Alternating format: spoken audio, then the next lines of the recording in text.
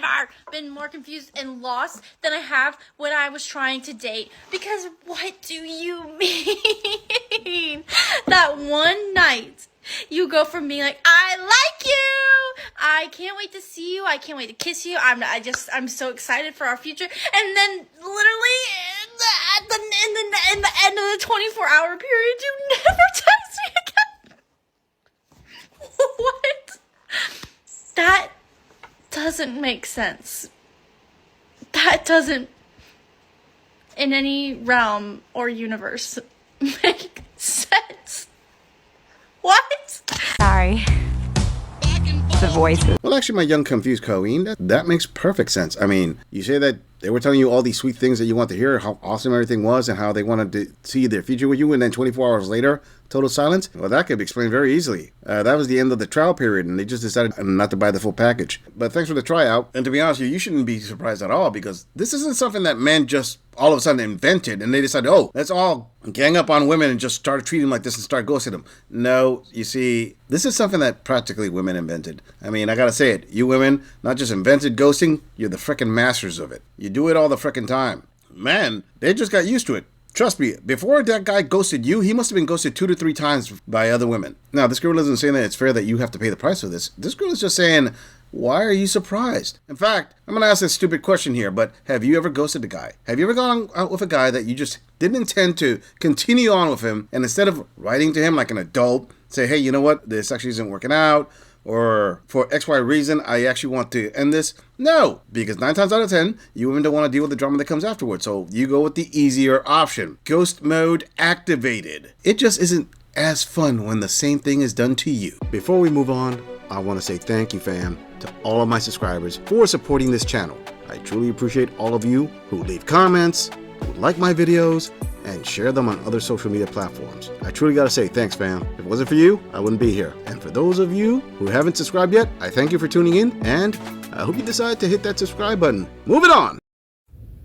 Y'all, this trying to find your person in this day and age we're living in, it's rough, man. So I've only talked to 3 people in the last 2 years, and the first guy was catfishing me. The second one was very mentally unstable, insecure, paranoid. If I went like 30 minutes without replying to a text, he was freaking out. Where are you at? Is everything okay? Are you with someone else? Did you lose interest in me? Like, what's going on? I'm like, dude, I was in the shower. Like, calm down. And then the last guy, after the first day, he sent me a message saying that he wants to tell me he loves me, but he knows it's too soon. I'm like, what? Huh? Dude, it's been a day. Yeah. So, I don't know about y'all, but I'm having some really bad luck. And I don't think that I'm asking for too much, but I just want mentally stable. I want self-sufficient. You know, it's great if you have a job and your own place and pay your own bills. Damn, I didn't realize it was going to be this hard. Maybe I should have just stayed on my single track because, yeah, this shit ain't it. Like, I love to cuddle, but I hate clinginess. I don't do insecurity. I don't do jealousy. I don't deal with any of that. As long as you're into me and I'm into you, that's what matters. If you fall out with me and maybe I'm not what you want, then I hope you go find it elsewhere. You know, like, don't string me along. Don't be telling me good morning, beautiful, and then tell another girl the same thing. Like, that's just not cool. I only talk to one person at a time, so I would love for someone to match my energy and just be real. I want to find a best friend. I want someone to laugh with and chill with and be my peace. I don't want somebody that I'm constantly feeling anxiety every time I talk to, because I don't know what kind of mood you're going to be in.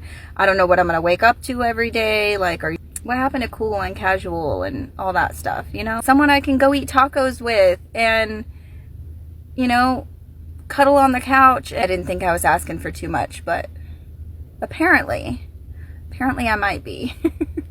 Yeah, I just want someone who can just, like, meet me where I am in life and it's hard. I mean, life's a struggle. I just want somebody to do it with.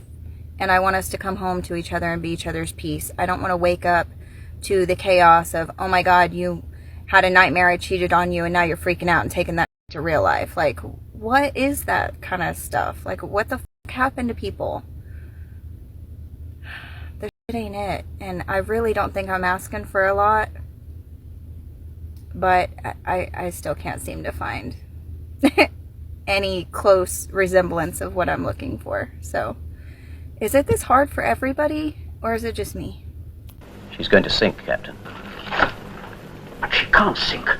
She's unsinkable. She can't float. All right, before this girl starts talking about the 3 experiences that she has, I've got to say one thing. I'm going to call total cap on her saying that in the last 2 years, she's only talked to 3 people. All right, to my younger male viewers, let me put you on some game here. See, women have this tendency to really downplay their numbers. In her mind, talking to isn't talking to. It's just, okay, somebody I was considering to take serious. Because I promise you, women, even mid-women like her, have no shortage of men hitting them up. For a woman to get attention, it's pretty freaking easy. So for her to start saying that she's only talked to 3 guys for a short period of time in the last 2 years is about as believable as her saying that her body count is 0. Okay, now to address the 3 guys that she said that she was with. The first one, that he catfished her. Very little information there. I mean, what does this queen mean by catfishing? But using the law of averages, I'm going to assume that what she meant by catfishing was the guy was presenting her with things that he didn't really own. Like, for example, a house, a car, a high-paying job.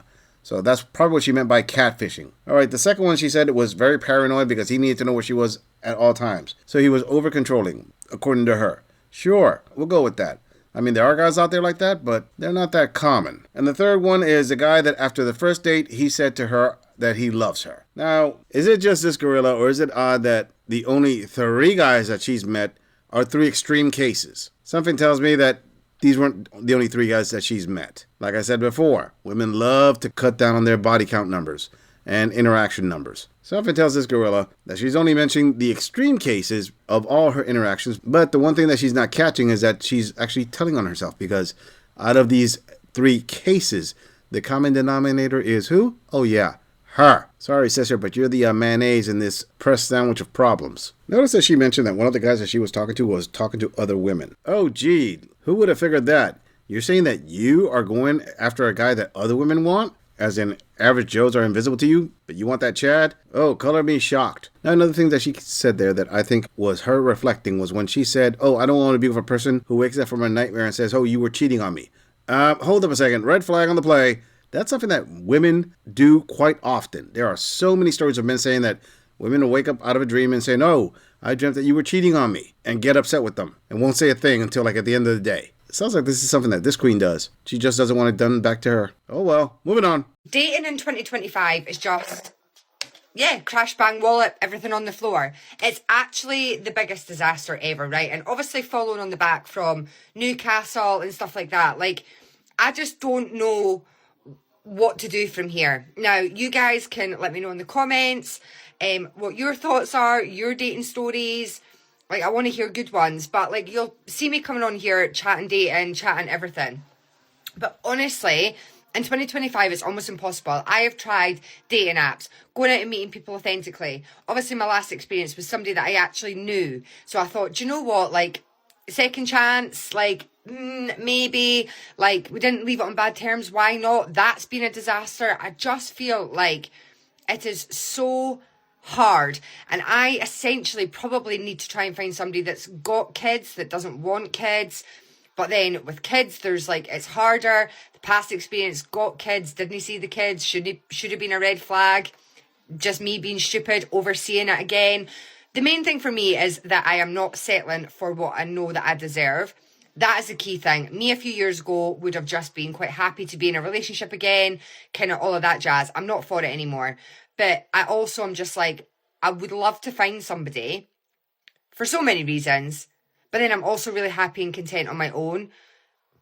But trying to navigate this through these times, it's impossible. And so many people will comment, there is good people out there is good guys out there is whatever. Where? Because I've maybe met 1 or 2 or spoke to 1 or 2 that are about 500 miles away from here, so that's just no use as well. But where in Scotland do we find these good men? Where? Where do we find them? Where am I supposed to be looking that I'm not looking already? Because I just can't. And so many people keep saying, don't let these bad experiences put you off. But it gets to the point where you're just like, really? Is it actually worth this anymore? Like, I don't even know anymore. I don't even know. I don't even know what to do. I don't know what to say. I don't know what to think. I don't know what my next step should be, whether I should just take a break from it all. I don't know. So, yeah, guys, let me know. What should I do? I'm going to pick Mason up from school very soon. I need to go to the shops. I was going to get a shop in, but I think I'm going to take him to the shops, actually, because I need to grab a couple of bits. Stuff for his packed lunch and stuff tomorrow. And I'm thinking we might have a wee cheeky dinner out.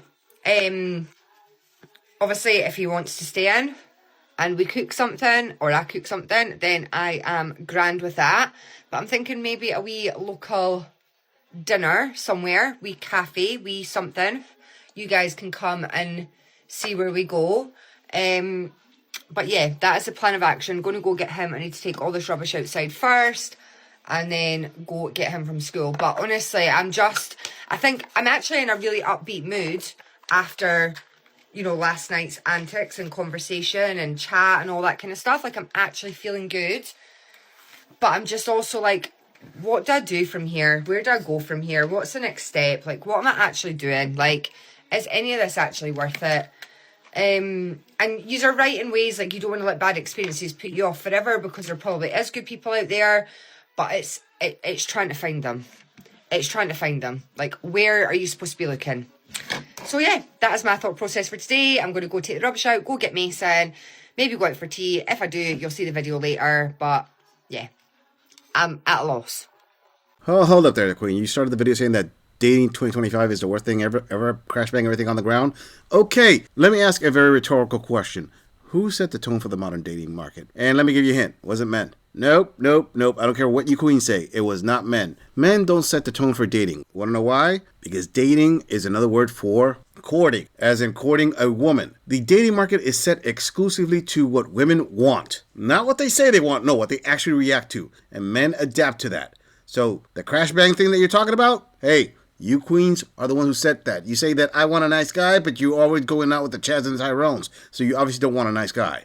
Now, this queen here says that she's tried dating apps and in person and blah, blah, blah. And she went through her whole list of things that she's tried. But the key thing wasn't all that. The key thing was what she said a little bit later when she said, I'm not settling because I know what I deserve. Hold up a second, queen. I don't think you know what you deserve. You think you know what you deserve, but you don't know what you deserve. What I mean by that is, for example, you think that you deserve the perfect guy, like a perfect 10, because you think you're a perfect 10. Reality check, you're not. You're a mid. You are a woman with a laundry list of flaws, demanding a guy who has a very short list of flaws. You said it yourself when you said, oh, I dated the guy who had kids and he couldn't see his kids, so that was a red flag. Hey, completely understandable. You're seeing the red flags. You're calling them out. And you're saying, I'm not going to go out with these red flags. But guess what, queen? You are red flags. You have plenty of red flags. What red flag are you? Okay, starting off. Number 1, you're wall smashing. You already smashed through the wall. Number 2, the egg carton is marking on less than half a tank. Number 3, you're picky and you think you deserve to be picky. I can keep going, but I just mentioned 3 big ones right there. I mean, queen, if you're saying that you're content being on your own, then be on your freaking own. Get yourself a cat and several bottles of wine. In fact, if you're in Scotland, get yourself some whiskey or some scotch. Be merry. Stop trying to look for a man because you're just going to make him miserable. And you just said, oh, there are a couple of good guys out there, but they're 500 miles away. Where in Scotland, where can you find them? Hey, I'm going to tell you right now, I'm not in Scotland, but I can tell you exactly where you can find them in Scotland. The same place where American women can find the good man over here, in your friend zone. You didn't give them a break. They went with somebody else and they got married. They're in that category that you called the ick. The, oh, I don't want that. Oh, I don't like him for XY reason. There's where all your good men are at. And the funny thing is that this girl is pretty sure that you think that you're a good woman. You think that you are such a spectacular woman that you deserve a top tier guy because you hold yourself up to that category. But let me tell you something. You can hold yourself to a category near the sun. It don't mean jack, because men and the dating market are what dictate where you're at, how high up that totem pole you are, or how low on the totem pole you are. Not what you feel, but how men find you. But even in Scotland, there's got to be a blue pill beta simp out there, desperate to be with anyone, even you. But to be honest with you, Queen, the funniest thing I find from all this, of the whole antics, the whole thing that you're saying, is that you are a single mom thinking that you have the same options as a single childless 21-year-old woman. you don't have those options. You don't even have half her options. Hell, you don't even have 10% of her options. You got to be content with what you have in front of you. The thing is that you believe that you deserve more than what you have in front of you. You don't. Think of it this way. Let's say you had money, right? And there was a guy out there that, yeah, he was kind of attractive. You liked him. But if you wanted to date him and be with him, you'd have to accept the fact that he has a child, and you would have to pay for that child. You would have to put in your hard-earned money in order to raise a child that wasn't yours. Women don't do that. You would definitely not do that. But you demand that of a man because you think you have the option to put your responsibilities on him. And that's your biggest problem. When you accept that you are not in demand, that you are not the greatest thing out there, that a lot of men are going to treat you the way they treat you because you are not a 21-year-old attractive childless woman. You are a single mom with a lot of responsibilities that you're looking for somebody to help you out with. And they're thinking, I don't like what I'm getting in return. Either that or go somewhere else in the UK to date, or fancy yourself over to Glasgow. I hear that there are guys out there that are so pitch black drunk, you can have your pick. I'm just saying, if you enjoy this audit, click on the video in the end screen for more content. If you would like to support the channel, please follow the link in the description to donate to our beer fund, or like, subscribe, and share this video on other social media platforms. If you agree or disagree with anything about this audit, please let us know in the comments. I'm going to leave this audit right here. I'll see all of you in the next episode.